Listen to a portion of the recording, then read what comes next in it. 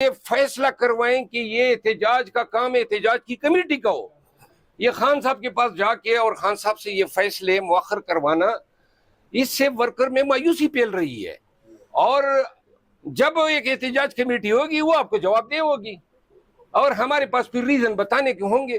آج جو جلسہ مؤخر ہوا ہے مجھے بہت دکھ ہوا ہے، لیکن علی امین خان بیرسٹر گور صاحب کی وجہ سے اور خان کا حکم ہونے کی وجہ سے میں اس جلسے اس فیصلے کو کنڈیم نہیں کر سکتا ہوں. لیکن آئندہ کے جلسے جو ہیں ان میں مؤخر ہونے کی روک تھام کے لیے ضروری ہے کہ یہ کام خان صاحب اور دیگر ذمہ داران سے لے کے ایک احتجاج کمیٹی کے حوالے کیا جائے. وہ جانے اس کا کام جانے، نتائج کی ذمہ دار بھی وہی ہوگی. باقی ورکرز آپ کو سلام، پاکستانیوں آپ کو سلام. جس محبت سے آپ امٹ کر آ رہے تھے، لاکھوں کا جلسہ ہونا تھا، لیکن یہ جلسہ 8 ستمبر کو